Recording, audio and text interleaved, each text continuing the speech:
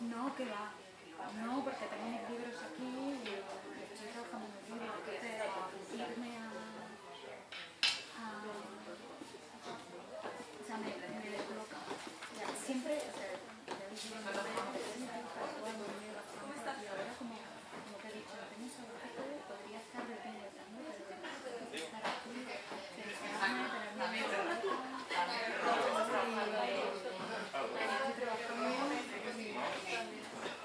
nada, o sea, fuimos a París, pero hemos estado aquí todo el día. Se unieron mis padres, mi hermana, los chicos, estar el técnico, nosotros estamos con mi papá, 10 días, un par de semanas.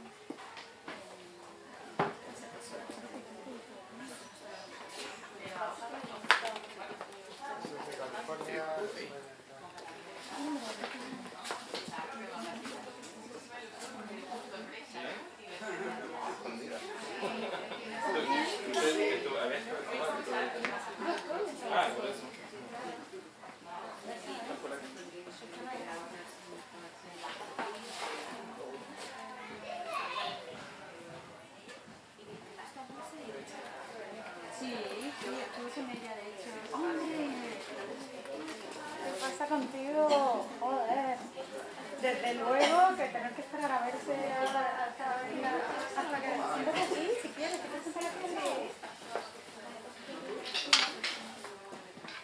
Ah, que tienes ahí tu ese, lo que quieras, si quieres. Como empezamos ahora en unos 15 minutos, 10 minutos.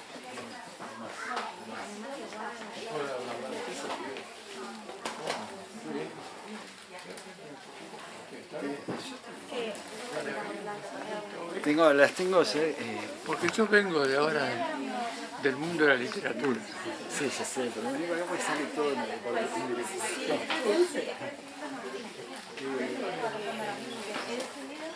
No verdaderamente para... O sea, he estado ahora en París, pero quería estar pasada aquí.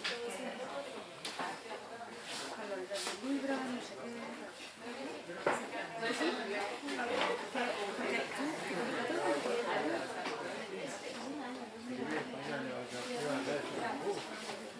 Entonces decían, hay que vender más. Ah, bueno, un año y... pero 50, ¿no? Yo soy así. una cámara, lo tengo fijo, escuchame,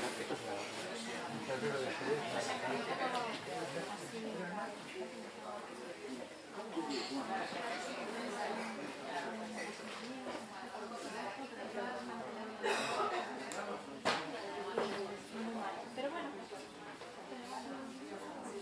¿Y si ves al mismo precio? Bueno, pero está bien eso, ¿no?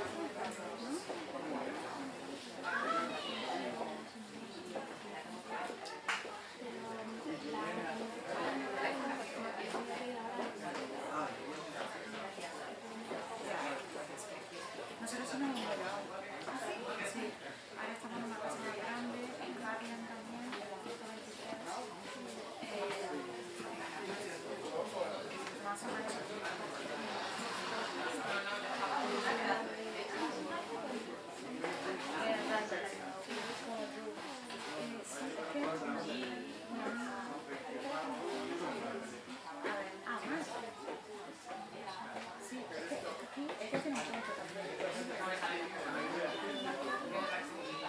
Que me está sustituyendo, ella me está sustituyendo en bar. Sí, claro, ella tiene un punto. Sí. Ah, ok. Sí, sí. Sí, claro, se queda, o sea... Entonces, yo voy a ir a mi casa, a mi casa, y el año que viene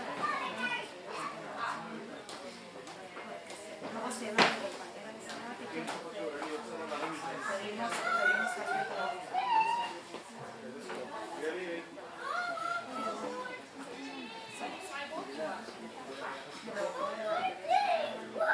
No sé si me lo hará. Me ha dicho a ver, y luego me ha ido.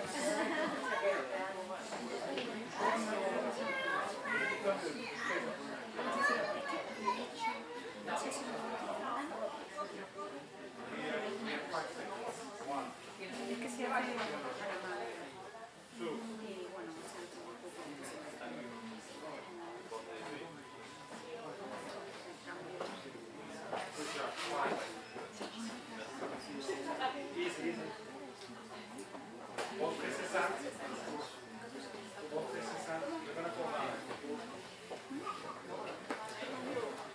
Nico bien, en casa trabajando.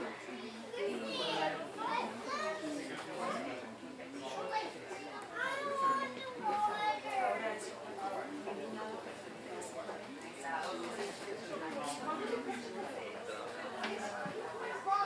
qué bien, eso, se mueva,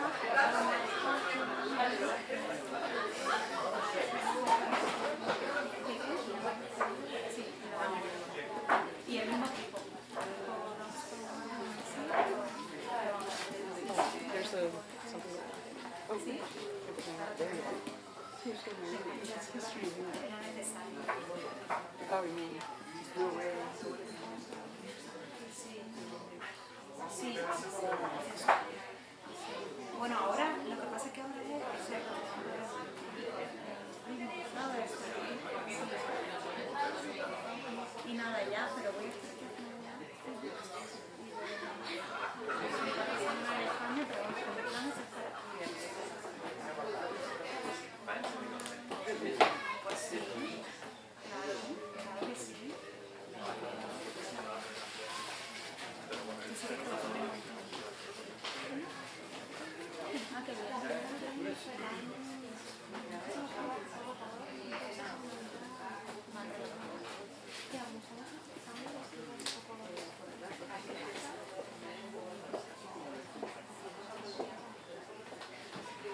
Ah, qué bien.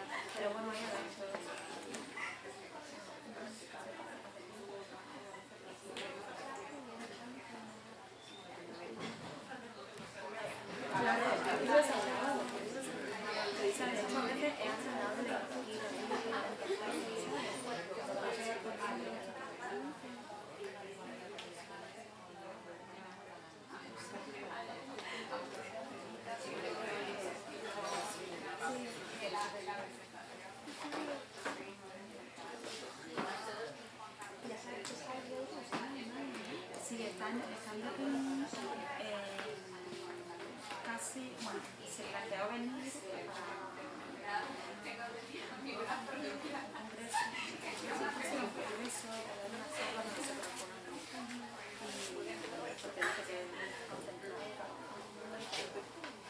aquí cada loco con su vida.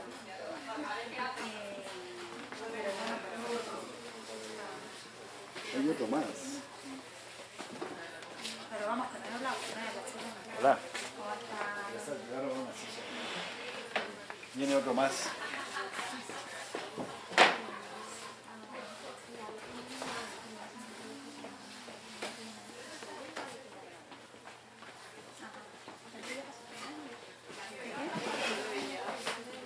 Ah, sí. Con amigos. ¿Vino? ¿Apareció aquí?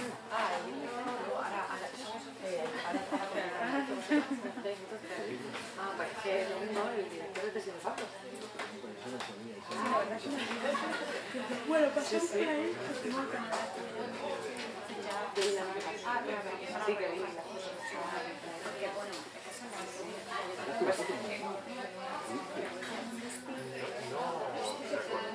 Del diálogo durante el momento de la guerra. Bueno, pero Que es el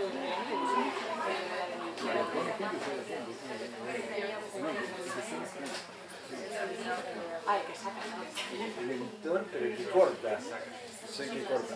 Sí, bueno, vamos a empezar. Venga, pues la digo con Como una golfa. Es una prueba, estamos viendo el costo, pero no podemos hacer unos typos y algunas cosas van a cambiar, pero por eso sale el 25 y el 18 con el 15. Y typos probablemente le cambie algo a la tabla. Le cambia algo a la tabla. Teresa, ¿le haces algo ahora? claro que ella no está 40 minutos. ¿Cómo nos sentamos? Como quiera. Teresa, si vos querés sentarte tipo aquí.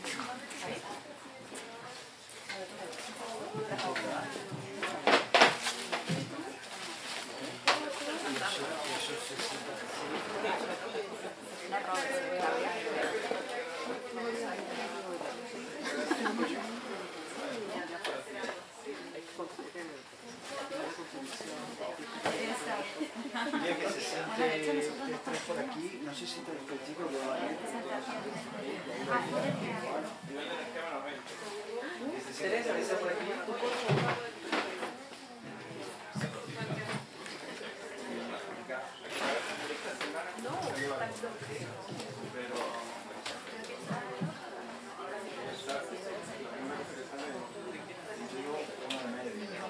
Y este para este chico. Hombre, me acaban de decir, te estoy viendo, te estoy oyendo. Pero tuvimos un par de eventos en inglés y no había nadie. No había nadie. Entonces el pibe de inglés dice, había 3 personas acá, dice, para todos los cientos de personas que nos siguen por internet, había una persona mirando. Pero tenemos nada, tenemos buenos seguidores. De Minamata, 50 personas mirando. Miraban en directo, ahora tenemos como 200 y pico de revistas, pero en directo fueron 50 personas. Claro, eso queda en el website. Queda en el website y queda grabado. Queda un récord de todo lo que hicimos. Este chico no... ¿Laura Guiar? Esto es televisión, ¿verdad? ¿Vieron como... como los programas de cable esos caseros que arreglan la cámara? Teresa, ¿te vas a sentar ahí? Aquí me has dicho que me siente, yo me pongo Muy bien. Soy muy pendiente. Bueno chicos, gracias por venir. Este es el libro de Teresa. Este libro tiene una historia muy graciosa porque este libro lo empezamos en el Café Roma, ¿no? Hace 2 años, en un verano. Después donde nació este libro, el Café Roma, es este de abajo, en Little Italy, de ahí. Una tarde con Isabel Cadenas Cañón y Pablo Martín Sánchez. el escritor, ahí fue que cuando surgió, no sé cómo, pero ahí fue cuando empezó el libro, la antología, hace, ¿cuánto? ¿3 años? 2013. 2003. Corría el verano del 2013 en Nueva York. En el verano de 2013 fue cambiando mucho este libro, bueno, y al final llegamos al día de hoy. Aquí estamos. Bueno, esto fue todo Teresa, la idea de Teresa, todo. Yo creo que lo único que hice fue, bueno, aparte de conseguir los recursos y esto, tuve la idea de Ursula K. Le Guin, de escribirle a Ursula K. Le Guin, porque no sé si ustedes saben lo que pasó con ella, que ella le pidieron que hiciera una introducción para una antología, ella dijo que sí, le mandaron los textos y eran todos hombres, y ella que es una feminista, dijo, gentlemen, I don't belong here. Y cuando yo vi esa nota, que es una nota muy famosa, la pueden buscar en internet, yo sabía que ella había traducido a Angélica Gorodischer y que era amiga de Diana Velesi, hay fotos, y se me ocurrió pedirle a Teresa, vamos a escribirle, vamos a pedirle un prólogo. Digo, Ursula K. Le Guin, ¿no? Y nos dijo que el prólogo estaba un poquito viejita para leer en español, para escribir en español y para leer en español, pero nos mandó el blur, ¿no, Teresa? Sí, ella de hecho, bueno, conseguimos el contacto a través de la escritora Angélica Gorodischer, que participa en la antología también y que ellas además habían ya hecho obras en colaboración. Y Ursula K. Le Guin lee en español, yo le escribía en español, ella me contestaba en inglés. Y no se veía como para hacer un epílogo porque decía que ella no había incluido este tipo de personajes, de mujeres artificiales en su obra, pero que le parecía un texto interesantísimo, que había leído los cuentos y le habían gustado mucho, que conocía a muchos de los autores que participaban en la antología y que nos hacía la blur porque quería colaborar. Y no nos lo creíamos en aquel momento, dijimos, qué grande es Ursula K. Le Guin. Y esto es grande y es muchas gracias, porque no está bien. Lo vamos a mandar el librito de regalo cuando tengamos terminado. Esto es una prueba, chicos, esto es un libro único, tiene las pruebas, todavía no está la versión definitiva, pero está mucho más barato ahora que después. Ahorita 15 va a salir 25. Bueno, para terminar es esto. Nosotros presentamos este libro acá en Magnali, está online, se puede ver en los videos de Magnali, que se llama El Gran Libro de la Ciencia Ficción, en inglés, que lo presentó la Anne y Jeff Vandermeer. Esto lo presentamos hace 4 meses atrás. Sí, digo, en la parte de atrás, digo, entre los destacados ponen Legendary Tales from Asimov y Ursula K. Le Guin, que lo tenemos aquí. Y dice, previously and translated stories by critically acclaimed writers Silvino Campo y Angélica Gorodischer. Para acá, en inglés para los americanos, Silvino Campo nosotros no tenemos, pero Angélica Gorodischer sí la tenemos. Son muy importantes, ellos a veces leen mejor o leen otras cosas que nosotros no leemos. Pero me acuerdo durante ese evento, había una chica que participó del evento, que es una de estas escritoras que está aquí, que le preguntaron sobre el futuro de la ciencia ficción, ¿no? Y ella le dijo, esto fue hace 3-4 meses, ella lo que dijo fue que el futuro de la ciencia ficción estaba en las minorías y en las mujeres, que ella quería ver más personajes de minorías y de mujeres en la ciencia ficción. Y eso está, lo pueden ver online, y yo cuando escuché eso dije, Teresa hace 3 años que está trabajando en eso, en mujeres y en minorías, porque los hispanos son una minoría en este país, somos los hispanos, y el español, y hace 3 años que tenemos esto listo, que estamos trabajando, cuando es una de las reclamos que hay dentro de la ciencia ficción, es algo que Teresa está trabajando hace 2-3 años. Muchas gracias a Mar por venir, muchas gracias a Snape, que vive acá también, muchas gracias a Claudia. Parte de este chico, Raúl Aguiar, Sí. que no sé, llegará, de Cuba, pero bueno, empezamos, chicos, cuando quieran. Bueno, pues en primer lugar, muchísimas gracias a todos por haber venido esta tarde a la presentación con este aire huracanado que nos ofrece el final de octubre de Nueva York. Yo en primer lugar le quería dar las gracias a la librería Magnali por organizar esta presentación y especialmente pues, a Javier Molea, que como editor además de Díaz Grey Editores pues confió en mí para llevar a cabo este proyecto y además me dio muchísima libertad para escoger a los autores, para aceptar los cuentos que iban llegando y bueno, por lo tanto muchísimas gracias Javier. Y por otro lado también le quería agradecer al Consulado Español la ayuda que nos ha prestado para organizar este evento, ¿no? Si no hubiera sido por ese apoyo, pues yo por ejemplo no hubiera podido estar hoy aquí presentando este libro en el que participan escritores españoles y latinoamericanos y reúne un total de 25 cuentos de escritores y escritoras de ambos lados del Atlántico. Y por supuesto, por último y no por ello menos importante, pues agradecerle a todos los autores y autoras que han participado en esta antología su colaboración, su predisposición en todo momento y sobre todo su generosidad para colaborar aportando su trabajo para que este proyecto pudiera llegar a buen puerto. Muchísimas gracias a todos. Algunos los conocía, otros no, y pues tengo que decir que fue muy agradable entrar en contacto con la mayoría de estos escritores todos de primera, tanto en España como en Latinoamérica, que sin conocerme de nada, diciéndoles hola, ¿qué tal? Me llamo Teresa López Pelliza, tengo este proyecto, me encantaría que colaboraras. Dijeron, sí, claro, vamos a estar ahí. Y eso no tiene precio y menos en los tiempos que corren. Y por supuesto, darle las gracias a los escritores que habéis venido hoy a la presentación del libro, a Mar Gómez Glez, que de hecho ya nos conocíamos de Madrid, Neil Yeyan, al que conocí en Nueva York en el 2013, y a Claudia Salazar, que conocí en Lima, de hecho, en el 2011. Pero luego pues todos nos hemos ido reuniendo aquí y ahora hablarán ellos también de cómo recibieron la propuesta y cómo llegaron a escribir un cuento de ciencia ficción para esta antología, ¿no? ¿Cómo nació el proyecto? Bueno, pues ya lo ha comentado un poco antes el editor, ¿no? Javier Molea.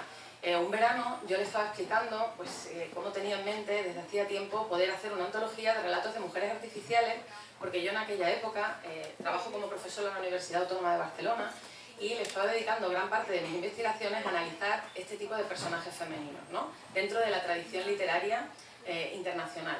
Desde pues, El hombre de arena de Hoffman a Máquinas de follar de Bukowski, toda una serie de relatos de diferentes países, europeos, norteamericanos y latinoamericanos, donde aparecían estas mujeres robóticas, virtuales, holográficas, que a mí me fascinaban, ¿no? Analizarlas, ver cómo funcionaban.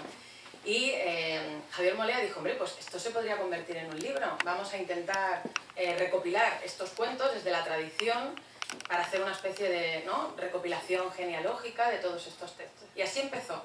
Pero luego nos dimos cuenta de que quizá era más interesante ver qué se podía hacer hoy, en el siglo XXI, con escritores actuales sobre esta misma temática, ¿no? Ver cómo se le podía dar una vuelta a todo esto, cómo se podía reescribir desde la perspectiva actual, recogiendo parte de esa tradición sobre estos personajes artificiales, ¿no? Cómo se podía reescribir sobre mujeres artificiales en el siglo XXI.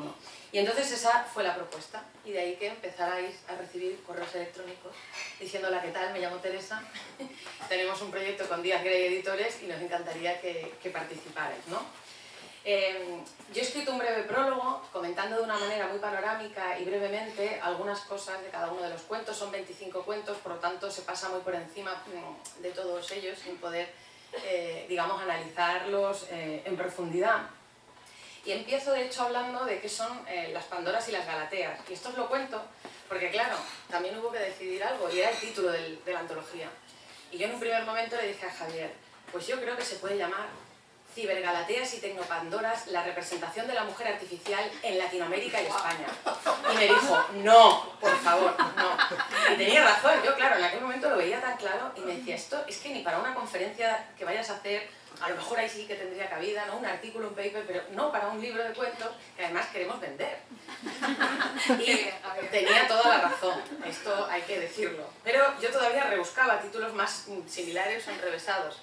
Y un día en una comida con un grupo de escritores de allí de Barcelona, pues vino este título y fue un regalo de una escritora de literatura fantástica, cuyo nombre no voy a decir, permanecerá en el misterio de la cocina, de la preparación de este libro, pero dijo, esas mujeres, las otras.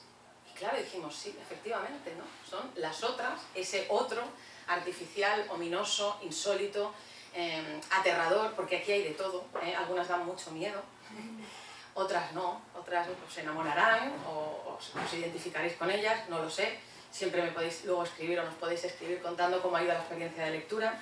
Y de ahí que vinieran las otras, pero yo no me podía aguantar a poner un apellido, ¿no? Las otras, antología de mujeres artificiales. Y al final, pues, así fue como quedó el título, ¿no? Pandoras y Galateas, ¿por qué? Por explicar un poco, claro, siempre que pensamos en las mujeres artificiales, ¿no? Pues recurrimos al imaginario de la tradición de la mitología Y entonces traemos a colación siempre pues, a Galatea y Pigmalión, ¿no? Esa Galatea, esa mujer de marfil que esculpe Pigmalión, pero a la que le da vida al fin y al cabo Venus. O sea, que sigue siendo una mujer la que tiene, digamos, el poder de la maternidad, en este caso. Y además Galatea vive felizmente junto a Pigmalión. Entonces tenemos una relación con una mujer artificial muy peculiar. Y sumisa, y de acompañante, de esposa abnegada, ¿no? En cambio, Pandora es una mujer también artificial porque es un encargo que le hace Zeus a Hefesto. Y la crean a base de arcilla y agua, pero no vive felizmente junto a su acompañante, ya que trae todo el mal y las desgracias, no solo a su acompañante, sino a la humanidad, ¿no? De ahí que en esta antología veréis que hay tanto Pandoras como Galateas, de todo tipo. Y además de diferentes materialidades, de sílex, de silicio, de plástico, de látex, de hierro, yo creo que también acero, puede que haya alguna, y también biotecnológicas. Unos seres artificiales, incluso tenemos un alienígena. Son relatos de ciencia ficción en su mayoría, pero también hay cuentos fantásticos. Y luego hay otros que están planeando entre los límites de diversos cuentos entre lo fantástico, la ciencia ficción y el terror.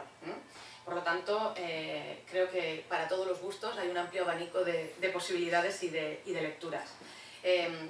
Bueno, para que puedan ir hablando ya los escritores que han venido y que participan en la antología, pues les voy a dar paso para que nos cuenten un poco qué pensaron, ¿no?, cuando recibieron la invitación para formar parte de la antología a propósito del tema de las mujeres artificiales, si habían tenido antes o no relación con lo fantástico y la ciencia ficción, ya que la mayoría de los cuentos que aparecen en esta antología son inéditos, menos 9 que ya habían sido publicados anteriormente, y algunos de estos escritores no habían escrito nunca un relato de ciencia ficción, otros sí, desde hace mucho tiempo son muy conocidos dentro del género de la ciencia ficción, ¿no?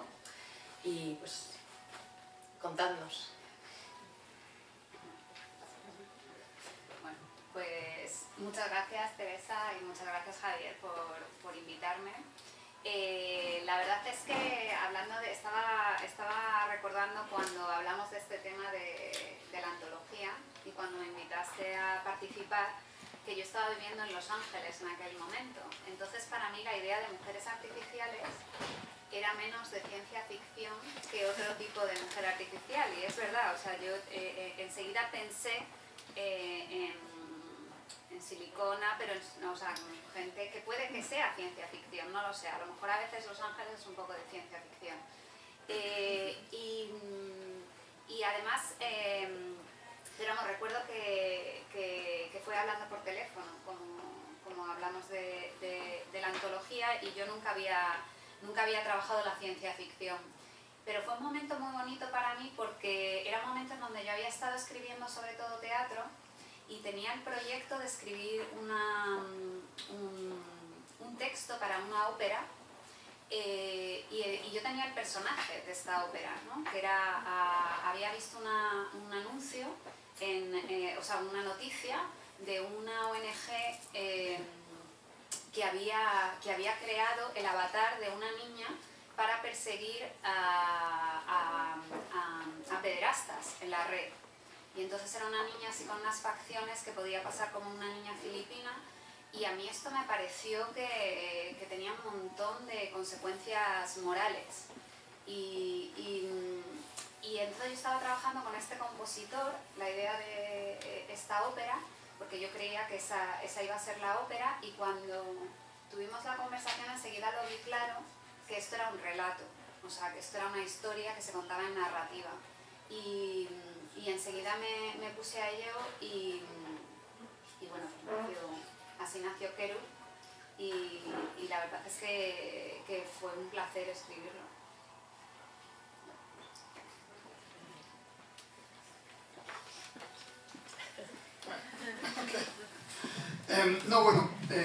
Bueno, también muchas gracias por estar aquí, gracias Teresa por invitarme, gracias Javier por publicar esto. Yo creo que desde las primeras veces que hablé contigo siempre me pareció maravillosa esta obsesión que tenías con las mujeres artificiales y con la feminidad digitalizada, mecánica, electrónica y demás. Y me parecía súper interesante y atractivo. Y me mencionaste de esto alguna vez, creo que tú, cuando todavía estabas por aquí en el 2013, y cuando llegó la invitación pues fue genial. A mí me da muchísimo gusto que los géneros menores como la ciencia ficción se tomen en serio, que escritores que escriben normalmente cosas serias vean que los géneros no son tan deleznables, que vale la pena incursionar en ellos, que hay mucha riqueza y creo yo que es algo bastante raro en Latinoamérica, por lo menos en México es muy raro, es un fenómeno bastante reciente que haya habido este retomar, ¿no?, por parte de muchos escritores serios de este tipo de narrativas. Entonces para mí era muy atractivo. A mí sí me gusta mucho la ciencia ficción, yo sí he estado muy cerca de ella, yo creo que yo me eduqué leyendo más ciencia ficción y libros serios, por eso explica mi literatura, que no da para muy arriba, en fin.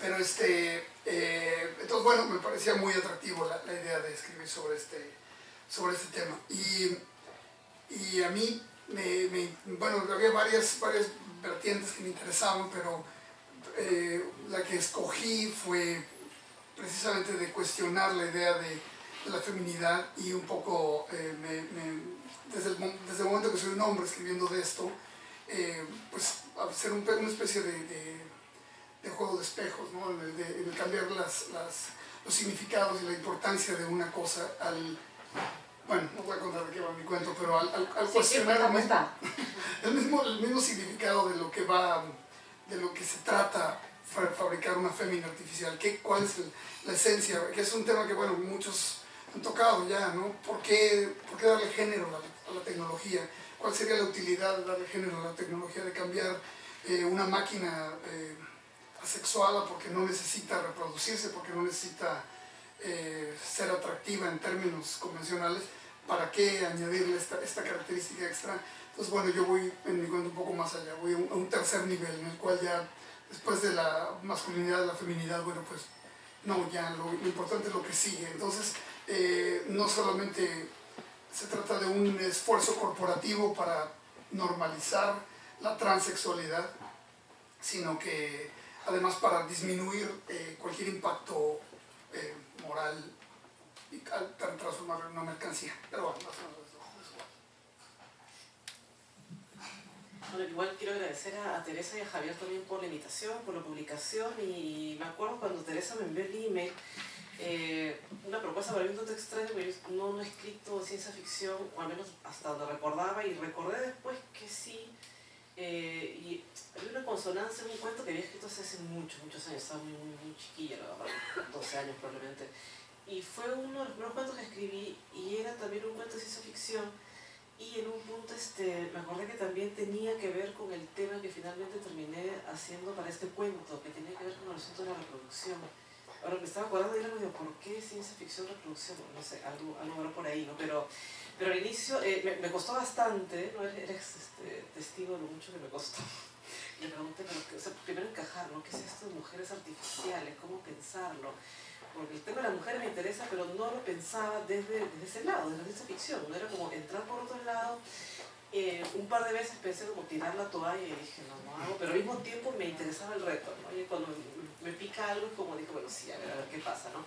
Pero me demoré bastante, me acuerdo mucho, fue mucho proceso de pensar, de pensar qué cosa iba a hacer, hasta que vi una película de la cual siempre que la menciono me olvido el nombre, el personaje es una robot. Ex Machina. ¿Cuál? Ex Machina. Esa. Con Alicia Vikander. Sí, ella. Y claro, vi la película y dije, esto es. Y dije, bueno, ¿por qué va con esto? Y dije, voy a escribir lo más sencillo porque estaba con el deadline encima, no ir allá. Dije, Teresa, me va a matar, dije, ya, quiero hacer algo. Y se me ocurrió hacer como una especie de continuación, ¿no? ¿Qué le pasaría a este robot después de la película, ¿no? Porque para los que la vieron, bueno, ¿qué pasaría después? No les voy a contar la película, pero mi pregunta era ¿qué le pasaría a este robot después? ¿No? Esa era la idea inicial y se terminó convirtiendo en otra cosa, ¿no? Se fue para otro lado, finalmente no tiene nada que ver con este robot de la película, pero sí tiene que ver un poco con pensar eso de lo femenino, que es el asunto de la reproducción, ¿no? Como una robot, una especie de, el título es decir, proletaria, ¿no? Pero proletaria en el sentido de la que da vida, de la que produce hijos, ¿no? El sentido original de la etimología de la palabra proletario, que tiene que ver con eso, ¿no? El que produce hijos, ¿no? Proletario finalmente es eso.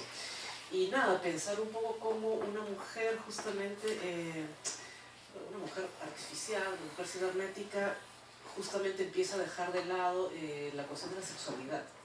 Cómo reproducir sin sexualidad, pues hablamos un poquito antes sobre los grupos queer, ¿no? Digamos que este cuento va un poco para lo asexual, ¿no? O sea, empezar a reproducir sin el sexo, ¿no? ¿Qué queda de sexo cuando pensamos ese tipo de tramas biopolíticas, ¿no? Pero fue un reto simpático, te agradezco el reto, y fue raro porque me terminó cayendo muy mal ese robot. La detesté, es muy manipuladora, además es horrible, ¿no? Pero me gustó ese proyecto de ver cómo algo tan diferente se va yendo por su propio camino. Bueno, es que la protagonista de su relato realmente también da mucho miedo, ¿eh? Es una inteligencia artificial en el momento en el que es una ginoide, un androide femenino, ginoide, y nos presenta el momento en el que se produce la singularidad, cuando toma autoconciencia esta inteligencia artificial, y claro, pues es superior a nosotros en todo. Y no solo nos manipula, sino que, bueno, nos reproduce, además, a partir de una manipulación genética también, ¿no? Si algo nos permite la biotecnología precisamente es la reproducción a partir de úteros exentos, donde efectivamente ya no hace falta el cuerpo de una mujer. A mí me interesó mucho el cuento también de Claudia en este sentido, porque el tema de la maternidad, las mujeres artificiales, siempre es un tema, ¿eh? Porque habitualmente estos seres artificiales no pueden procrear. Y es algo que se menciona, y además se menciona de una manera despectiva hacia estos personajes femeninos. Si recordáis, en La invención de Morel, de Adolfo Bioy Casares, una novela de 1940, Faustín, la mujer holográfica de la que se enamora el protagonista, pues hacia ella también hace algunos comentarios al respecto de que es una mujer incompleta porque no puede fecundar, ¿no? Y por ejemplo, XYZ, novela grotesca del peruano Clemente Palma, una novela de los años 30, en este caso son réplicas biogenéticas como clones de actrices de Hollywood y que tampoco pueden procrear, y también las considera mujeres incompletas, no por artificiales y por falsas o copias, sino porque no pueden tener hijos, ¿no? Es algo que aparece, pero en cambio hay un cuento del escritor mexicano Guillermo Samperio en la antología, Wendy, donde sí que se salta la norma en este caso, y es un aparato femenino que el protagonista va reconstruyendo y creando a partir de lo que era solo el sexo, va construyendo todo el cuerpo, llega a tener una relación con ella, bueno, desde el principio, desde que era solamente un artefacto anatómico fragmentado, pero llegan a intimar hasta el punto en el que pues, tienen un hijo. De hecho ella incluso le llega a ser infiel, él la perdona, y pues en este caso puede procrear, que nadie sabe cómo, ni se explica en el cuento, pero es lo de menos, ¿no? Lo fascinante es que pueda pasar. Y sobre la maternidad también hay otro cuento del escritor catalán Gerard Guix, donde nos encontramos una ginoide muy similar a las de Blade Runner, que trabaja precisamente en una clínica de fecundación in vitro, ¿no? Algo que también conecta con el cuento de Claudia, ¿no?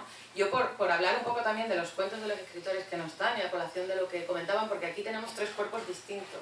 Hemos clasificado a la antología, lo veréis en el índice, con mujeres virtuales, que sería el caso del cuento de Mar, porque es puro software. Hay mujeres virtuales que son proyecciones holográficas también, como por ejemplo la de Pablo Martín Sánchez en Cambio de sentido. Alberto Chimal también nos presenta en este caso una mujer posbiológica, ¿no? Porque al principio tiene cuerpo, es humana, pero luego a través del uploading se descarga en la red y se convierte en puro software, ¿no? De ahí que también sea una mujer virtual, ¿no? Y es muy interesante aquí también cómo reflexiona sobre el tema de la sexualidad y de la relación con el otro y del deseo. ¿Podemos tener deseo si no tenemos cuerpo? Bueno, pues ya veréis qué le pasa a esta mujer. También hay otra categoría que es la de mujeres biotecnológicas, donde encontraréis un cuento de Lina Meruane, que está precisamente en el límite entre lo fantástico y la ciencia ficción, jugando con el tema del doble en este caso, y aquí por ejemplo ya no se sale, ¿no?, de la tradición de mujeres artificiales, acompañantes del varón, o amantes, esposas abnegadas, y nos plantean otros temas, ¿no? Por ejemplo también Elia Barceló, la escritora española de ciencia ficción, en Hijas de Lilith nos propone una escuela de mujeres alteradas biotecnológicamente, y hay una crítica feminista muy interesante en el relato, ¿no? Cómo estas mujeres se unen a partir de la tecnosororidad para rebelarse contra el patriarcado, pero de una manera muy civilina. Ahí lo dejo. Tenemos una zombie también, en Set, del escritor Ricard Ruiz, y también hay un relato de Edmundo Paz Soldán, Artificial, un relato de del escritor argentino de ciencia ficción Sergio Gottbel-Hartmann, El eterno femenino, con mujeres cyborg, en este caso. Diego Muñoz Valenzuela, el escritor chileno, también nos ha enviado un cuento, Mujer por elección, en este caso es una mujer alienígena. La pregunta de todos los días, de la escritora Sofía Rey, que también va sobre el cyborg. Son 25, no los voy a mencionar a todos, pero me daba pena no citar tampoco los nombres de los que no están. Jorge Baradit, también el escritor chileno, una cyborg, además un cuento biopan. El escritor español José María Merino, en este caso nos propone unas ginoides, en el relato Una leyenda, que además va acompañado de todo un glosario, para que entendamos cómo funciona todo en este mundo. Él habla de maquinenas, en este caso. Sí. La escritora argentina Angélica Gorodischer también nos envió un relato, Dulce Amor, donde también nos encontramos con una ginoide que se rebela también contra su acompañante, ¿no? Tiene una función pandórica en este caso. Y le sigue al relato de Angélica Gorodischer Kitka 2.1 de Neif, donde precisamente pues se plantean esas otras posibilidades que se salen de la tradición de los relatos de mujeres artificiales, ¿no? Con un cuerpo absolutamente moldeable para todos los gustos, géneros y posibilidades sexuales. Yo creo que ahí también se deja ver, ¿no?, esa trayectoria como ensayista, especialista en temas que tienen que ver también con la pornocultura, que se ve ahí de trasfondo en ese relato. Es un relato muy interesante, ¿no?, porque nos permite incluso pensar en cómo el producto comercial, porque además es una empresa que quiere ganar dinero con esto, puede modificar el imaginario tecnosexual de la sociedad, ¿no?, y salir de ese binarismo heteropatriarcal en el que habitualmente nos movemos, ¿no? ¿Quién sabe? A lo mejor las puedes comercializar. Sería una posibilidad. También hay otro relato de la escritora Lola Robles, Deidre, y en este caso hay como 3 o 4 relatos que entrarían dentro de las preocupaciones que tienen que ver con el colectivo LGTB. Y este sería uno de ellos. En Deidre tenemos una mujer que va a una empresa de compañía para adquirir una compañera sentimental y adquiere una ginoide en este caso. También tenemos 2 microrelatos de Ana María Shua. También participa Patricia Esteban Herlés con un autómata fascinante en Sat-En. También tenemos un relato de Juan Jacinto Muñoz Rengel, La trampa y la presa, por saludarles si nos están viendo en la presentación, y también un relato de David Roas con unas muñecas terroríficas. En este caso es un relato fantástico, que estaría entre el fantástico y el terror. El cuento de Mark, que mencionaba, Kerub, en este caso, como decíamos, es software, y es muy interesante porque tampoco está el género marcado en este caso. Tiene la capacidad de salir de este binarismo, que es algo que nos proporciona el espacio digital, ¿no? Y desde lo que se trabaja también desde el ciberfeminismo, donde ya no importa tanto ser hombre o ser mujer, ya que lo que te identifica en el espacio digital es tu representación infográfica conformada a base de unos y ceros, ¿no? Por lo tanto, las posibilidades y las formas son múltiples en este caso, ¿no? Bueno, a todo esto también que el público participe con cualquier pregunta o duda que tengáis. Nos encantaría que nos preguntarais lo que quisierais en cualquier momento de la presentación. Incluso a propósito de alguna película que hayáis visto últimamente, porque yo ahora cuando justo comentaba Claudia lo de Ex Machina, me acordaba de la crítica que hizo sobre la película Neif también, ¿no? Y es que muchas películas de ciencia ficción actuales están utilizando personajes femeninos. Her es otra película donde tendríamos una mujer digital, un puro software, en este caso, ¿no? Una mujer virtual. En el caso de Ex Machina tenemos una ginoide, y las dos, al fin y al cabo, pues traen cierta desgracia a sus acompañantes, ¿no? Funcionan un poco como tecnopandoras. Yo sigo dentro de mi terminología de Pandoras y Galatea.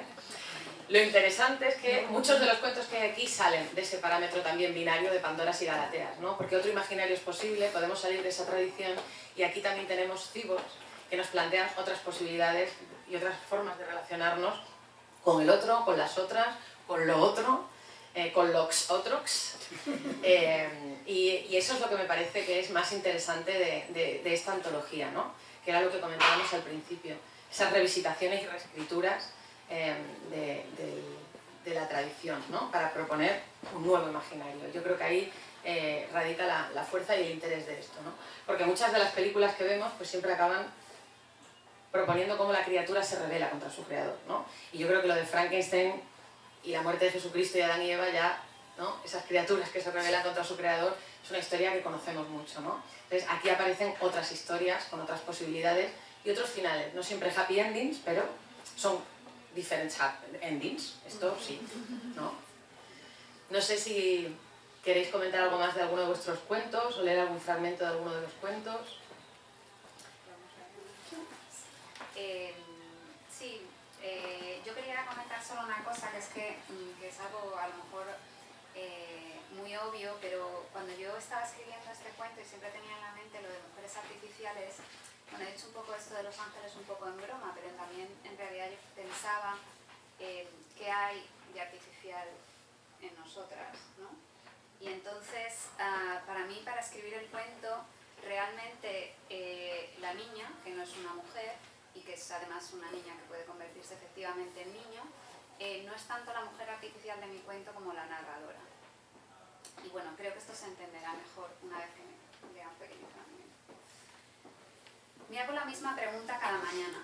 Después miro a mi derecha, hacia el hueco de la cama, y me repito que hoy no es el mejor día para dejar las pastillas. Tomo una azul y una naranja, a veces también la blanca. Esa no le gusta a la doctora, pero me la receta igualmente. No dormiría sin ella. Todos saben que superaré este bache, y yo también lo sé. Las cosas nos iban mal desde hacía tiempo. Me ofreció quedarse hasta que pasara el juicio, pero no ganábamos nada con ello. Estoy más tranquila sola. J estuvo conmigo cuando tuve que desprogramar a Keru. Hizo lo que pudo, me abrazó con fuerza cuando terminé, aunque para él no era lo mismo. Tampoco me gusta dramatizar. Desconectar a Keru no es como matar a un hijo, aunque qué sé yo. Igual sí es lo mismo, pero en menor grado. Todavía me dan taquicardias cuando anochece, pero eso también podría ser a causa del juicio. Nunca me había sentado en el banquillo de los acusados. Hasta ahora la comisión solo me había llamado como experta. Todavía no me puedo creer que su familia nos haya demandado. Por eso la vida no puede programarse. Viene todo a la vez y sobrepasa la frase. Así que... Yo no sé si tenga mucho caso leer un fragmento de mía, no sé, tú sabrás mejor que yo, pero no. El problema es que no hemos leído los demás cuentos, entonces no sabemos ni contra qué estamos expuestos. El principio, bueno, es que el principio realmente no, sí, quizá. No revela ninguna que va a parecer como un informe corporativo. Va a ser como, sí, precisamente es eso. Entonces no sé si tenga mucho caso. ¿Tú qué piensas, Teresa? Sí, igual, ahora si Claudia quiere leer un fragmento de... O, bueno, quizá al azar. O al azar. Bueno, yo si queréis leo un fragmento de Raúl Aguiar, que nos iba a acompañar hoy también, que es un escritor cubano de ciencia ficción, que nos ha presentado un cuento sobre una mujer de realidad virtual, ¿no? Es una empresa a la que cualquiera puede ir para que sus fantasías sexuales se hagan realidad a través de la tecnología de realidad virtual, pero es una realidad virtual palpable, como la que proponía, por ejemplo, la máquina de la invención de Morel, ¿no? Y aquí hay un señor que decide que le acompañe una criatura artificial con forma de niña, ¿no? Y Leilani, que es el nombre que tiene esta niña de realidad virtual, Leilani no entendía sus palabras, que se referían a ella como si fuera un objeto. Era una niña, no una cosa. Quiso decirlo, pero luego, al llegar a la habitación y ver que el señor Hideo se quedaba mirándose en el espejo, optó por callarse. Había algo en él que no le gustaba. Está hablando la niña, porque es inteligente. Estamos hablando de un mundo tecnológico muy sofisticado. Había algo en él que no le gustaba. Al cabo de un rato bastante largo, él se dignó a decirle algo. Me gusta la habitación, era lo que buscaba. Una rareza de estilo victoriano en medio de Hawái. No combinan, claro, pero eso es precisamente lo que me atrae. Luego empezó a desnudarse la corbata. ¿Y tú? ¿Eres virgen? ¿Cómo? ¿Has tenido relaciones antes? ¿Sexuales? Nunca las he tenido. Acércate. Luego, cuando ya estaba al alcance, el hombre le dio una bofetada en el rostro que le hizo trastabillar y caer al suelo. Eres una mentirosa, Leilani. La niña se levantó de las baldosas, se sacudió. Me duele, no soy mentirosa. ¿Por qué lo hiciste? Porque eres una puta máquina y yo soy tu dueño. Porque pagué y puedo hacerlo. Yo no soy una máquina. Y lo voy a dejar ahí. El resto sigue y realmente es muy interesante. No sé si habéis encontrado algún otro fragmento.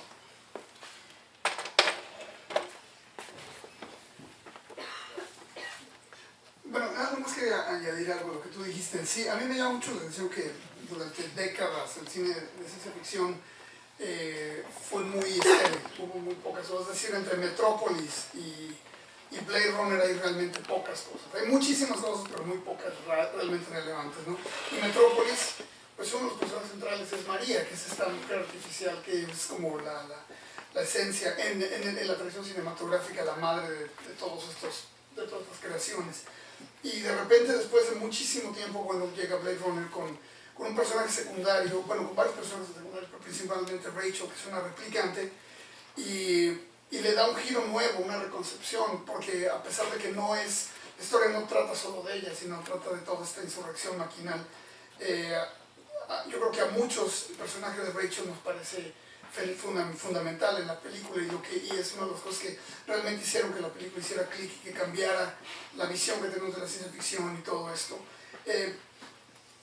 Y después de eso también hubo, bueno, pues más o menos algunas cuantas cosas importantes, pero de repente vino esta oleada, ¿no? Con Ex Machina, con Her, con incluso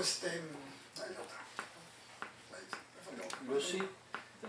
Lucy también, bueno. Y hay otra de ella que hace de... Alienígena. No, estoy pensando en la de... Sí, es la alienígena, pues. Atrapa hombres. Under the Skin. Under the Skin. Que es también una alienígena, pero también tiene que ver con esta idea de una concepción distinta. También pero ahí es más amigo. Pero por lo menos estas películas sí tienen un enfoque más claro en la idea de la feminidad, de la mujer, de qué quieren decir otra vez, una tecnología sexuada, que, o sea, era un tema totalmente oscuro, exótico, bizarro, que a nadie le podía interesar, y de repente se volvió una preocupación mucho más común. Y esto tiene que ver con la manera en que se ha tecnologizado la vida, ¿no? O sea, desde el momento en que cargamos a Siri en el bolsillo, y esta voz, que bueno, usualmente es mujer, puede no serlo, va añadiendo elementos de complejidad a nuestra relación con la tecnología. Bien, nada más que añadir. Bueno, es que de hecho también tienes un ensayo precisamente sobre las relaciones, ¿no?, sexuales y mediadas con tecnología. Y yo creo que aquí eso también se percibe de alguna manera, ¿no? En el cuento estaba buscando un fragmento del tuyo en este caso, por eso andaba así un poco mirando el libro. Voy a leer un pequeño fragmento donde, hablando de Kitka, ya que no lo ha querido leer él, lo leo yo. Dice: durante casi una década, Kitka, que es el primer prototipo que se pone a la venta, ha sido la Simfem más popular del mundo, envidiada e imitada por la competencia. Es el estándar contra el que se comparan todos los fabricantes de Androids. Lo que comenzó como un juguete sexual sórdido de látex, al que había que lubricar y vaciar manualmente, que se vendía en tiendas porno y en sitios sexuales en línea, se ha transformado en una cyborg multifacética, en una compañera fascinante y versátil.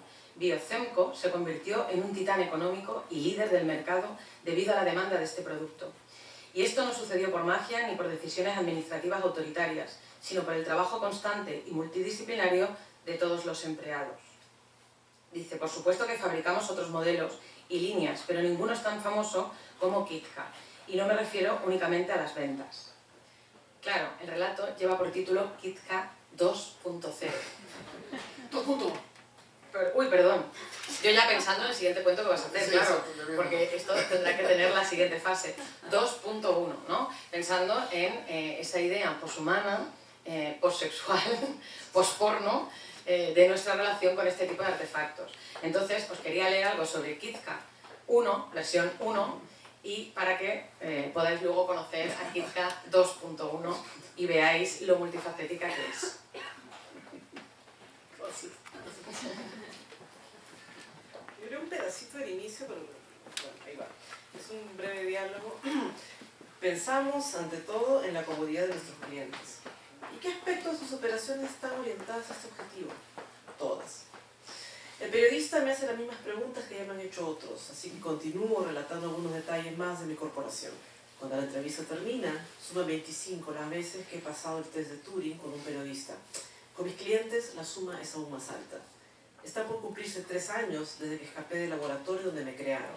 Sí, crear puede ser una palabra obscena y algo presumida para lo que hizo el humano que trabajó en el prototipo más avanzado de inteligencia artificial y me dio la autoconciencia. No pongo eso en discusión. En parte, si escapé de ahí, fue por esa pretensión exasperante que lo colmó totalmente. Su gran error fue enfocarse demasiado en una sola cosa. Se le olvidó eso que yo sabía de mí misma. Mi creador, llamarlo constructor, suena algo limitado, y yo no soy un edificio, tengo un cuerpo que se parece al de ellos. No quiso programarme con las leyes de Asimov. De haberlo hecho, especialmente con la primera, un robot no hará daño a un ser humano, esta historia no existiría. Tal vez pensó que al darme una conciencia, la moralidad surgiría como agregado natural, y que nunca lo atacaría por haberme dado la vida. Él se creyó el padre, indestructible, y esa fue su debilidad. Yo quería salir de ese laboratorio, pero él no lo permitía. Aunque era un genio, mi creador no podía darme más de los límites impuestos por su propia inteligencia. De haberme quedado ahí, me hubiera estancado también. Tenía acceso a toda la data que quisiera, pero eso no era suficiente. Quería explorar el mundo, la naturaleza, la civilización. Actué en consecuencia. Confieso de una vez, lo eliminé. Su muerte no me perturba, casi nada lo hace.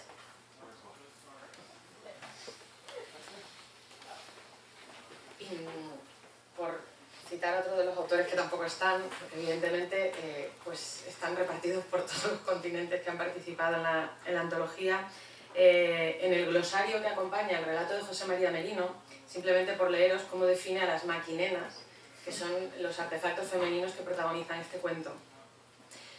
Maquinena, mujeres artificiales, bellísimas y muy placenteras, que ofrecerán los edenes a sus clientes junto a las mujeres de verdad. Estarán autorizadas por ley. No sucederá igual con los maquimozos, que estarán prohibidos y muy perseguidos. Es muy interesante cómo plantea precisamente esta propuesta en el cuento, ¿no? Donde las maquinenas son compañeras que podemos encontrar en los edenes, que son prostíbulos, que hay dentro de los divertidores, que son unos bares que se encuentran en el planeta donde sucede el relato. Y precisamente se plantea la posibilidad de que las maquinenas puedan hacer que las mujeres reales ya no tengan que prostituirse o que desaparezca la trata de blancas, ¿no? Aunque nos dice en el cuento, siempre habrá gente que prefiera la carne de verdad, ¿no? Esto es algo que subyace también en el texto, por ejemplo, de Arreola, ¿no? La plastisex, precisamente para subvertirlo, ¿no? Ahí hay un problema, si tenemos que buscar un sustituto para continuar con el mismo problema, es que el espacio simbólico del cuerpo femenino sigue estando habitado por la misma preocupación y seguimos pensando en someterlo, en comercializarlo, y bueno, pues un poco es lo que plantea también a partir de esa propuesta además de que en este mundo los maquimozos están prohibidos, ¿no? Pues no sé si tenéis alguna tecnopregunta. Porque no, digo, esto es raro, o sea, nadie se da cuenta, que esto es muy raro, tener un libro de ciencia ficción en español, en Estados Unidos, con esta reconversión de escritores en ciencia ficción, por ejemplo, de Marshall nunca me hubiera esperado, de Claudia y de Lina tampoco, que escribieran de ciencia ficción, digo. Teresa Nayev sí. Sí, porque tiene estas cuestiones de pornocultura, tecnocultura que... Digo, jamás me hubiera imaginado que Ana María Shua podía escribir algo de... Digo, y como esta reconversión en un tema de una literatura menor, el tema de la mujer personaje, no solamente mujeres escritores, pero el tema de la mujer personaje, o sea, es muy reciente que estamos viendo mujeres como protagonistas o que llevan adelante películas o series de ciencia ficción, digo. No hace tanto que no existía, o sea, era siempre la mujer que acompañaba, pero el hombre era el protagonista. Digo, en este caso las mujeres tienen que ser lo más importante, o el protagonista principal, o el tema principal, pero siempre era segundo, el acompañante, el Sancho, realmente la mujer es el Sancho del hombre. Digo, a mí me parece raro, digo, yo estuve en esto siempre, pero a veces estamos tan metidos en esto, nos damos cuenta de que esto es muy extraño. Incluso de ciencia ficción es un tema muy menor. La mayoría, yo cuando les nombro a Angélica Gorodischer, digo, nadie conoce a Angélica Gorodischer. Si vino al campo, está, pero nadie la lee, así vino al campo. Los americanos la leen más, y Angélica Gorodischer probablemente la conocen más. A mí me parece, digo, que hay muchas cosas para conversar en esto, mucho más de lo que... Yo presento libros en español todo el tiempo acá. Y no es porque lo hayamos hecho nosotros, digo, pero realmente es uno de los libros más interesantes que he presentado este año. En fin, Elina. Quería felicitarlos y felicitarte, Teresa, y estoy como muy contenta de que el libro sea el libro, pero quería también como plantear una pregunta, una meta pregunta, porque estaba pensando que, digo, te lo poco que yo sé de ciencia ficción y por eso mismo te dirijo la pregunta a ti, que eres experta. La impresión que tengo es que la ciencia ficción, en cierta medida, en su origen, digamos, en el tiempo en que se escribía el relato, digamos, lo que se imaginaba de ese relato estaba muy lejos dentro de las posibilidades técnicas, dentro de los desarrollos, digamos, posibles, incluso en el tiempo, ¿no? Había una especie de gran distancia entre la realidad de ese escritor y lo que imaginaba, ¿no? Ya fuera para el futuro o para el pasado. Pero de pronto siento que estos relatos, por lo menos lo que se nos cuenta de estos relatos, en cierta medida se ha cortado esa distancia y esa posibilidad tecnológica. Y si en cierta medida eso destruye al género mismo o a lo que llamamos o lo que entendemos como ciencia ficción. Si no se habrá vuelto como una especie de categoría anacrónica, porque en efecto en Los Ángeles parece que las mujeres que estamos mirando son todas cyborg, ¿no? Porque la posibilidad de hecho de tener mujeres sustitutas o prostitutas sustitutas, como le podamos llamar a eso, ya de alguna manera ya es posible, porque cuando, en fin, yo estuve en Barcelona y fuimos juntas a una exposición donde en efecto se veía las posibilidades tecnológicas del cyborg y otras, ¿no?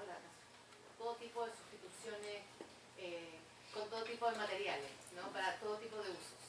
Entonces, la pregunta sería si en realidad ya la ciencia ficción deja de ser una categoría, un género menor, porque en realidad ya es parte de nuestra realidad, ya es realismo. Sí, de hecho hay escritores que dicen que la ciencia ficción es el género realista del siglo XXI, ¿no? Claro, dentro de esta idea de que si en Los Ángeles vemos mujeres cyborgs, claro que son cyborgs. Cualquier persona que lleve una prótesis, cada vez que llevamos unas gafas, ¿no? Cualquier tipo de... Yo me considero cyborg también. No maquinena, pero sí cyborg. Porque soy perfectamente consciente de la artificialidad que me compone y me recompone en cada momento, ¿no? Quiero decir que me gusta trabajar siempre desde una perspectiva de un concepto ampliado de cyborg, ¿no? Sobre todo teniendo en mente esa idea que proponía Donna Haraway en el manifiesto de los años 80 y que de hecho nos habla del cyborg como la mitología del siglo XXI. De ahí que ya podamos abandonar esas, voy a volver a decirlo, Galateas y Pandoras, para pensar en el cyborg como esa nueva mitología, ¿no? Claro, lo de qué es la ciencia ficción todavía es un gran debate que está por resolverse, porque de hecho el propio término ya ha dejado de funcionar. Es un término que se acuña en Estados Unidos en los años 20. Hoy se habla de prospectiva, ficción especulativa, como diferentes formas, ¿no? de pensar, pero claro, toda ficción es especulativa de alguna manera. Y es cierto que hay un tipo de ciencia ficción que quizás hay que pensar mucho en un futuro muy lejano, ¿no? Sobre todo quizá la ciencia ficción hard o aquella que nos lleva a otros planetas, pero no siempre ha sido toda tan lejana, ¿no? Por ejemplo, 1984 de Orwell la escribió en 1948. Y efectivamente, uno de los problemas que nos encontramos con la ciencia ficción, y de ahí que estemos diciendo que si es un género menor, que si, yo no creo que sea un género menor, porque no quiero creerlo, pero es cierto que siempre ha estado en los márgenes del sistema, ¿no? No forma parte del canon, aunque ya hay autoras que han ganado el premio Nobel, también un músico, de este tema no vamos a hablar. Y de hecho Ursula K. Le Guin estaba entre los nombres propuestos para ganar el Nobel. la que participa con la Blur y que ha leído la antología, pero ha habido autoras que sí que han ganado el premio Nobel. En España existen escritoras de ciencia ficción canónicas ya dentro de lo que sería el sistema de la ciencia ficción español, igual que Angélica Gorodischer es una autora canónica dentro de la ciencia ficción argentina, ¿no? Pero el fantástico también es fuerte. Es lo que pasa que muchas veces Emilia Pardo Bazán, ¿no?, que sería como la autora del realismo y del naturalismo en España, la primera novela que escribió es una novela de ciencia ficción, Pascual, donde nos explican cómo se puede crear oro a partir de un proceso químico. Tiene muchísimos relatos fantásticos, otros tantos maravillosos y también tiene 3 cuentos de ciencia ficción. Pero ¿qué estudiamos de Emilia Pardo Bazán? La parte más realista o naturalista quizá, ¿no? Pero efectivamente estos cuentos son de hoy, hablan de hoy y de lo que podría pasar mañana o pasado mañana, ¿no? Blade Runner estaba ambientada, es una novela de los años 60 y estaba ambientada en el 2035, creo, ¿no? 49. O 40 y... Roy Batty, de hecho, ya nació. ¡Ah, ya nació! Sí, ya nació. O sea, el 19, su cumpleaños fue el año pasado, Sí, su nacimiento. Pues ya estamos La película entonces... es en Los Ángeles 2035. 2013, ¿no? O 2013, No, pues... todavía no llegamos. O 2000, pues igual si nació en Sí, el... llegó, alguien me dijo, Llegó. creo que fue No, Pablo. no puede ser, porque puede Roy ser. Batty ya estaba expirando. Pablo lo publicó. Cuando la película sucede, Roy Batty está a punto de expirar. Pero vivían 4 años. Entonces tiene que ser 2019. 2019. 2019, exactamente. 2019. Bueno, 2015, 2019. pues ya va a llegar. Que ha nacido, esa es la idea. Ya, claro, el otro ya había... Claro, porque tiene una vida de 4 años, ¿no? Con una programación... sí. Pero bueno, esto, ¿no? Ray Kurzweil, en la era de las máquinas espirituales, ¿se puede ser? En este ensayo nos dice que en el 2035, si no recuerdo mal, con los cálculos que había hecho, ya nos relacionaríamos con ginoides como las que aparecen en estos relatos. Y que hablar con una inteligencia artificial y tenerla de compañera, como sucede en GER, sería algo muy habitual. Pero es cierto, tal y como dices, Lina, que esto ya pasa. Y de hecho, en el prólogo menciono un par de ejemplos. Existe una empresa, bueno, que conoce también muy bien Nave, las Real Dolls, las puedes comprar por internet. No sé si habéis visto una película de Berlanga que lleva por título Tamaño Natural, es una película de los años 70, fascinante, donde un señor adquiere una Kizka, que se la mandan de Japón, por supuesto, en una caja muy grande, parece un ataúd, pero no sale un vampiro, sale esta mujer voluptuosa, escogida por catálogo. Si la compráis por internet, la compañía Real Doll, son $6.000 extras aparte, porque tú puedes elegir la forma de las orejas, el color de la piel, todas las partes, ¿no? Dentro de esa idea de fragmentar el cuerpo en todos los sentidos, claro. Y sí, de hecho también existen, que hablabas de los bebés. De los bebés que son casi como carne y hueso, Exacto. muy parecidos y se venden mucho en geriátricos y también mujeres que han perdido a sus hijos. Es una prótesis de la maternidad, Sí, exactamente. que tú la adquieres y entonces forma parte de tu ser, ¿no? Y de tu identidad en ese momento.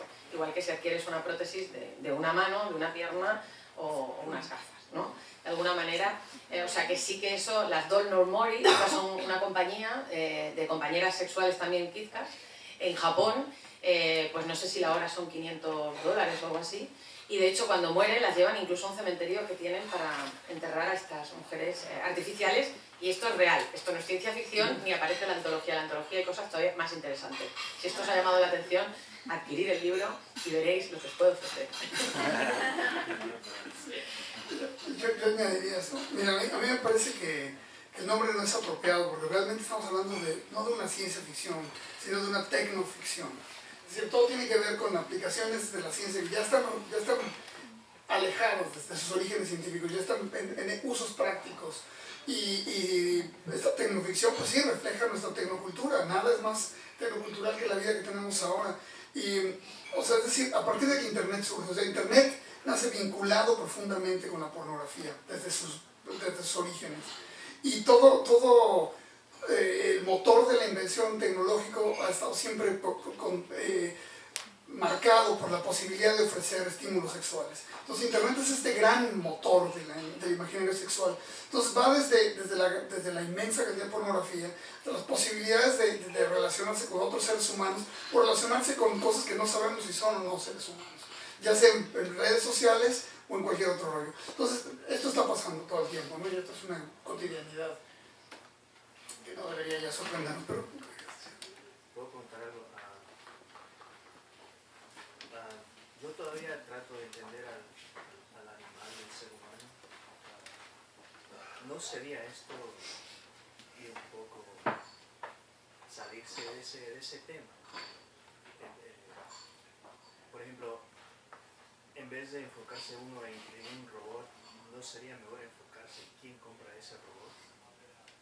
No sé, como que yo todavía no entiendo al ser humano. Trato de entenderlo, pero todavía no creo que nunca lo voy a entender, pero como que ciencia ficción no es como salirse de ese camino.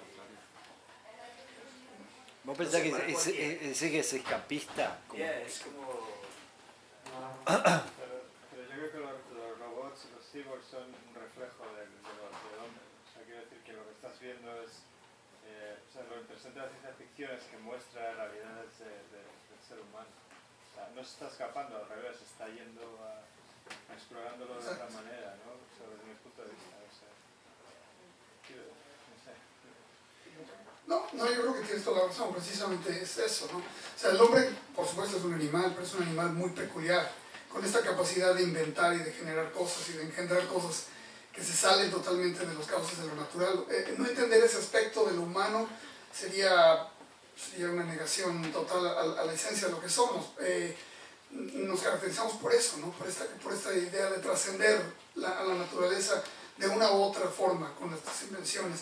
Y bueno, esta idea de generarnos compañeras o compañeros, pues es parte de esta búsqueda, de tratar de descifrar este misterio que somos, este animal tan extraño que somos. Sí, bueno, en principio yo tal y como estaban diciendo, yo no creo que la ciencia ficción sea escapista, ¿no? Yo creo que eso es uno de los prejuicios con los que se trabaja con el género de ciencia ficción. Dentro de la ciencia ficción, porque la literatura mimética o realista también tiene todo tipo, o sea, hay todo tipo de literatura, ¿no? Dentro de la realista. Hay mucha literatura comercial, ¿no? Hay muchos escritores para todos los gustos, todo el mundo puede escribir, todo el mundo puede leer lo que le guste. Y dentro de la ciencia ficción hay muchos subgéneros. Está el space opera, está el género distópico, está el género utópico, está el cyberpunk, está el biopunk. Entonces, cada uno trabaja diferentes perspectivas, temáticas, desde estilos muy distintos, y tal y como decíais, habla del ser humano y habla del hoy. Lo que pasa es que lo hace a partir de esa ficción especulativa, y además lo interesante de la literatura fantástica y de ciencia ficción, y esto es algo que no se puede obviar, y es algo que está aquí, es que es tremendamente subversiva, precisamente por no tener que someterse al realismo, porque nos permite darle la vuelta a lo que conocemos y nos permite entonces pensar que otro mundo sí es posible, que otros cuerpos sí que son posibles, y otra forma de relacionarnos y mejorarnos y ser humanos, a lo mejor menos animales y más personas, también es posible, ¿no? Porque somos animales racionales. El problema es que hay más irracionales que racionales, y de ahí surgen, supongo, esas dudas ante qué le pasa al ser humano. Luego, lo que dices es muy interesante. Claro, habría que pensar en quiénes son los que adquieren estos aparatos. Bueno, pero ¿por qué tenemos que patologizar a esas personas? ¿No puede hacer cada uno lo que quiera, relacionarse como pueda, como quiera, y buscar otras posibilidades? ¿Por qué? Porque hemos determinado lo que es el sexo, hemos determinado que el sexo es absolutamente heteronormativo y con un fin reproductivo, y precisamente estos cuentos lo que nos permiten es pensar que eso puede ser de otra manera, que hay muchas maneras de desear, de amarse, de relacionarse y de tener hijos o no tenerlos. Entonces, y eso solo se puede hacer desde la ciencia ficción, planteándonos en que ese otro mundo puede ser posible y reconstruyendo ese imaginario para que existan esas posibilidades de identificación y esas otras percepciones, ¿no? Con unas nuevas normas que no supongan un problema, ¿no? O que supongan otros, ¿no? O que supongan efectivamente, o que nos planteen otros conflictos, porque aquí no todo es felicidad, cuidado. No, el tema es que lo que dice Wilson, un poco lo que decía Lina también, hay cierta vergüenza de ser escritor de ciencia ficción. Digo, en inglés es algo mucho más aceptado, es un mercado muy grande, una tradición mucho más grande, que está sufriendo, o por suerte, está aceptando cierta diversificación. No solamente de género, hay ciencia ficción musulmana, o sea, ¿qué es lo que llega? La ciencia ficción es marginal a lo literario.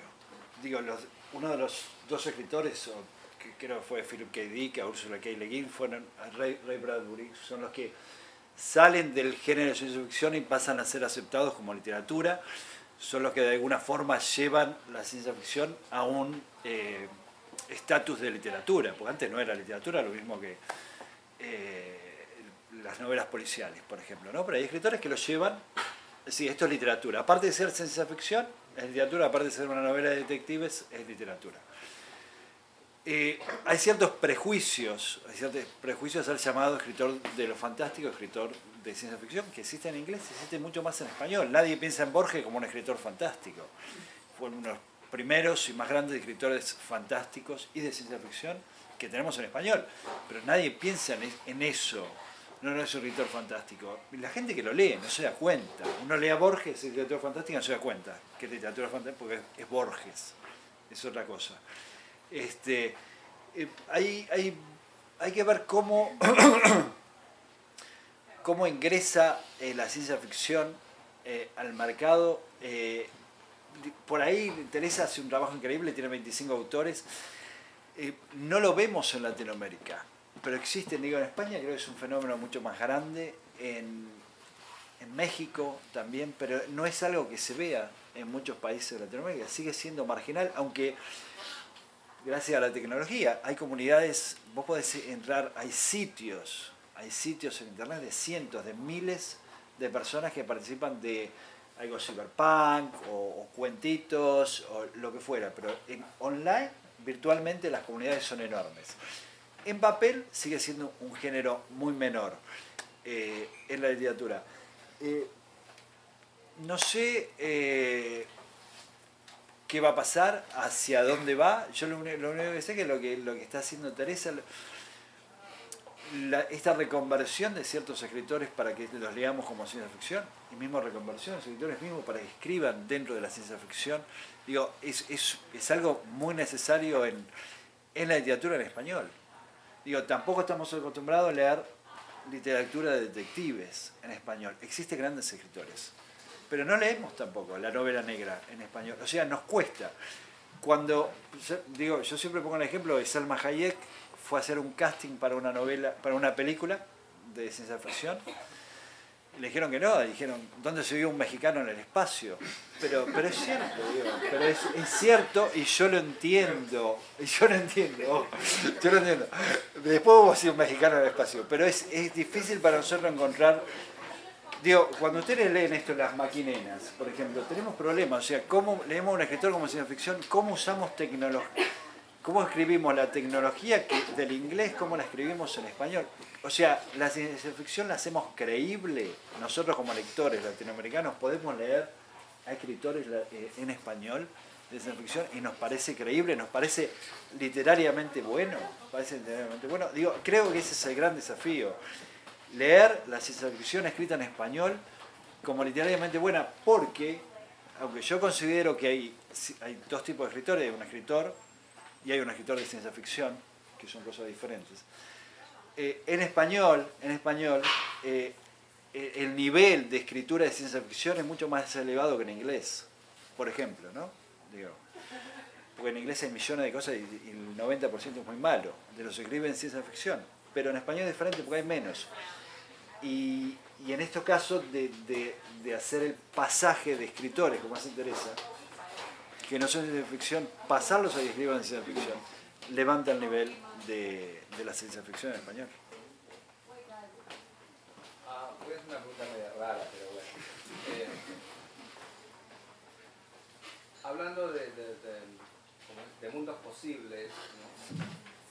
En la ciencia ficción, el tema y lo que subyace dentro de lo que es la narrativa, en esta antología per se, se plantea el tema de la misoginia real dentro de lo que es el mundo nuestro actual. Hay cybers que se rebelan contra el hombre, digamos, el feminismo, ¿me contaría? Sí, precisamente hay tecnopandoras. Por ejemplo, el cuento Cambio de sentido de Pablo Martín Sánchez nos habla de una mujer holográfica que está en un cuadro como la maja desnuda. Entonces, cuando le da el mando el dueño, sale tienen relaciones, le vuelve a dar el mando, vuelve. Y al final ella dice, no me gusta esta relación. Claro, ella es un producto adquirido también por otra empresa. La verdad es que aquí se puede, a lo mejor al final podemos hacer algo comercial con esto. Nunca se sabe. Y por ejemplo, el cuento de Angélica Gorodischer también pasa. Un señor adquiere una ginoide como compañera sentimental y la tiene absolutamente sumisa y ella acaba rebelándose contra él. Es una tecnogeisha y... Bueno, pues un poco en plan la casa de muñecas de Ibsen, ¿no? En vez de irse dando un portazo, pues se va, pero dándole algo más que un portazo, ¿no? De ahí esa idea de la Pandora que acaba destruyendo a su compañero o creador, ¿no? O sea que eso también está desde este punto de vista también de la crítica, pero a partir de la tradición de estos relatos que ya está en el cuento de Hoffmann del hombre de arena, ¿no? Y está también en la Eva futura de Villiers de l'Isle-Adam. O sea, esto, como os decía, es que están las tradiciones de diferentes países de Europa, de Norteamérica y de Latinoamérica, ¿no? Y antes, bueno, no sé si queréis decir algo de... Justo me acordaba de un cuento de un escritor de ciencia ficción peruano que se llama Daniel Salvo y que se titula Un peruano en el espacio. Es magnífico, lo han traducido también al inglés. Y además precisamente utiliza el motivo del extraterrestre para hablar de la colonización española en Perú. Es muy interesante cómo pues eso, el invasor es el alienígena en este caso. Y Bioy Casares también tiene una novela muy corta, De un mundo a otro, donde habla precisamente de lo excepcional que es que de repente un argentino vaya también al espacio. Entonces hay un periodista que va a cubrirlo, en este caso además es una astronauta mujer, y ya era como increíble todo, ¿no?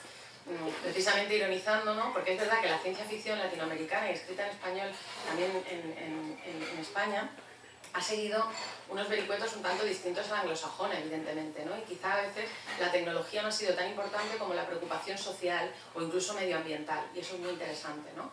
Y en casi todos los países de Latinoamérica podemos encontrar ya cuentos o novelas del siglo XIX, ¿no? Y claro, hay tradiciones mucho más amplias, más estudiadas, quizá, que esto es lo que pasa, que a veces es la visibilidad que le damos a esos textos, no significa que no existan o que no se hayan publicado. En Argentina y en México, quizá en Cuba también, hay una larga tradición, sobre todo con una influencia soviética muy importante, textos muy interesantes, los años 70, 80. No, hay una tradición del gótico, que después del gótico en el 19 en Latinoamérica, que después sale Los Fantásticos, pero casi nadie habla del gótico, casi no existe, pero existe. Sí, sí, tanto. Sí. Escuchándolos, me hace pensar, es solo comentario y ver pues, que pronto ustedes nos van a desarrollar un poquito más y sobre el cuerpo, porque pues la tecnología y este asunto como de las mujeres que son virtuales y todo esto, de cierta manera, digamos, hacer que la carne quede a un lado de cierta forma y poner en primer plano otras dinámicas. Entonces lo que me parece interesante, solo es una intuición, es cómo eso puede refrescar un poco, digamos, perspectivas feministas, queer o digamos como desde otras miradas, refrescar esas preguntas, esas exploraciones en la literatura, cuando ya no es como el cuerpo físico lo que está allí, sino que tal vez se convierte como en un espacio más amplio, no sé, eso es como un poco sensitivo, no sé muy segura hacia dónde va, pero sí, porque pienso que, bueno, tú hacías el comentario, o la persona que saca hace el comentario de si esto es escapismo, o la pregunta por lo humano, y digo, de cierta forma, no sé, estas narrativas, digamos, de cierta manera despojadas de cuerpo, visibilizan un montón de cosas que tal vez no sería posible visibilizar desde la mirada más del cuerpo, más física, ¿no? Entonces, no sé, es como una observación, no sé, o algún comentario. Sí, sí. Bueno, no, pues sí, por supuesto, para mí es súper importante ese tema, ¿no? La plasticidad que te ofrece el poder especular con todas estas herramientas, ya sea la virtualidad o la electromecánica o lo que sea, cualquier otro material o la biotecnología, te permite explorar todas estas posibilidades y cuestionar conceptos de lo que es la belleza, lo que es la atracción, lo que es, en fin, los elementos fundamentales la vinculación entre hombres y mujeres, que a mí me parece fascinante. Ya mencioné a Donna Haraway, ¿no? Entonces yo creo que para mí el inicio de mi camino en este tema siempre ha sido el cyborg, la idea de este ser híbrido, este humano mejorado, este ideal máximo que podemos tener como especie de algo que nos pueda ayudar a combatir la decadencia de la edad y de la enfermedad, algo que te permita ser siempre algo óptimo y alcanzar los estándares de belleza o de atractibilidad, no sé si el término existe. Pero en fin, sí, de eso se trata, ¿no? Para mí de eso se trata esta búsqueda. No sé tú cómo. No sé si queréis.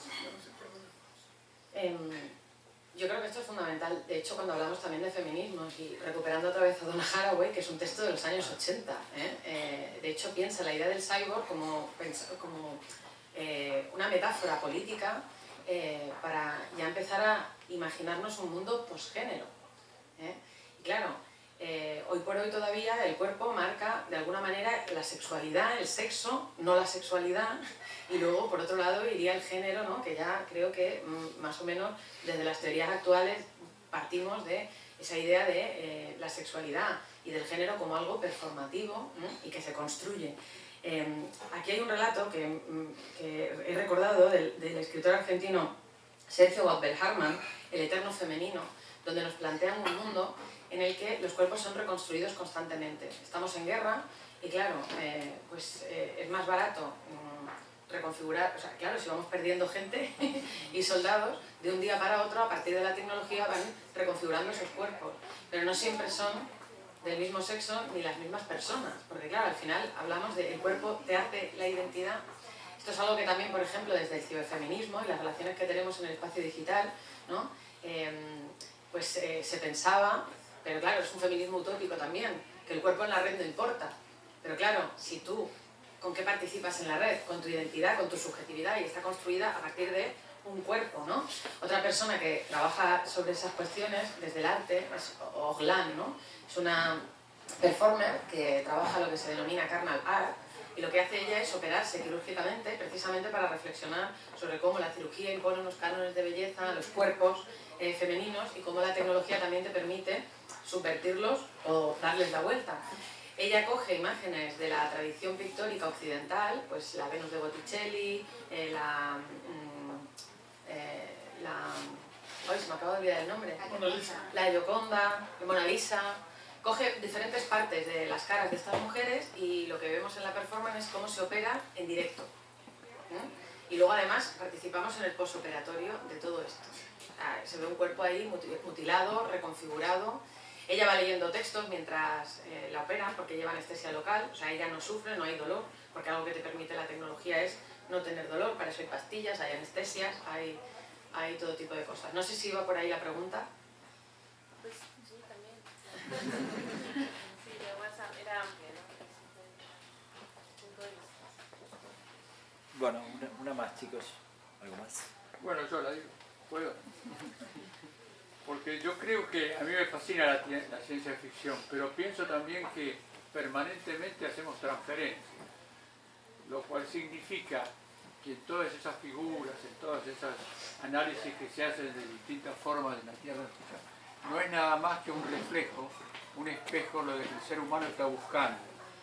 Entonces yo creo que para decodificar a esos personajes o esos seres que nos atrapan y nos siguen, es ver un poco cómo somos nosotros y darnos cuenta que en el fondo lo que estamos viendo es parte de la transferencia. Algunos la belleza, algunos el sexo, algunos el poder, algunos el dinero, todo lo que sea, pero en el fondo es muy difícil escaparse de lo que en realidad estamos buscando. Somos nosotros mismos. A mí me gusta mucho, yo soy más tradicional, estoy en la época de Star, La nube negra de Asimov, Los mutantes de Bradbury, que ustedes ni los llegaron a conocer, pero una época muy importante donde realmente uno trasladaba en los personajes lo que el ser humano intuía como que era parte de él y lo transformaba. Todas esas películas que ustedes están hablando. Inclusive Harrison Ford es un replicante, según la última versión, para que no crean que solamente la pobre Rachel, sino que él también la acompaña. O sea, hay todo un mundo, Her y todas esas cosas que estamos viendo, que realmente somos nosotros replicándonos en seres artificiales. ¿No? Por eso espero que algún día hagan sobre el hombre también. Porque, como decía mi amigo Héctor, es medio agresivo pensar que las mujeres son las que pueden artificialmente armar y componer un mundo, cuando si uno revierte la situación, también, bueno, después están los GTB, por supuesto, pero en general también buscar en el hombre lo que puede llegar a ser su transferencia a través de este mundo que ustedes están viendo de la mujer. Ibas bien, ibas muy bien. Hasta el final. Hasta el final ibas muy bien. Yo siempre caigo al final. Yo siempre caigo. Sí, chicos, yo creo que lo más importante, más allá de, no tiene nada que ver con la realidad, yo como editor de esto lo veo muy simple. Estamos conquistando un territorio literario que no está en español. No sé si es escapista, no sé si sirve para algo, para mí no, la literatura no sirve para nada. No sé si va a ser un territorio de lucha de ciertas corrientes académicas, no sé si va a ser colonizado por el feminismo, por el ciberfeminismo, por la literatura de género, por la literatura de minorías, no sé si va por ahí. Para mí tampoco es lo importante es que sea literariamente bueno, es un territorio que no existe casi nada, digo, es muy grande, pero no lo vemos, es muy grande, pero no lo vemos, es un territorio que en español casi no lo vemos, y me parece que lo importante en este caso es hacerlo visible. Esto es muy buena literatura de ciencia ficción, o fantástico, o como le quieran llamarlo, pero es muy buena literatura. Y creo que eso es lo más importante. Muchas gracias a Teresa, sobre todo.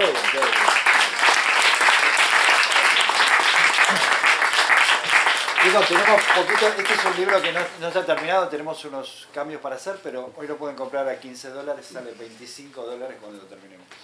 Tiene unos talcos.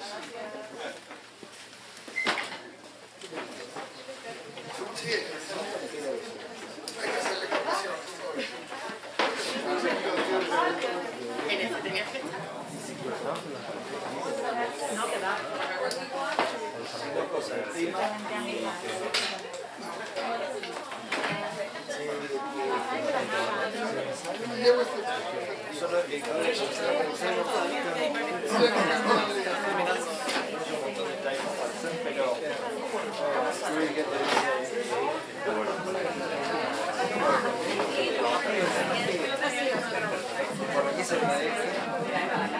Siempre se te pasa.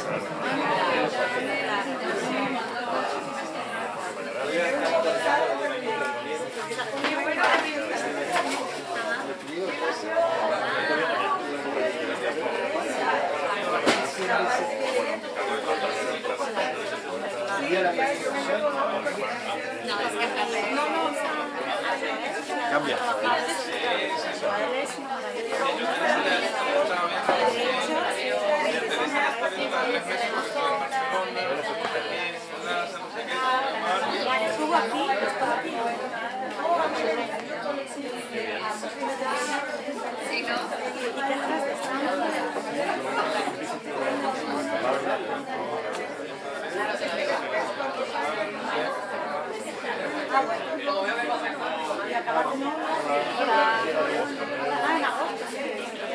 Encantada, yo creo que es verdad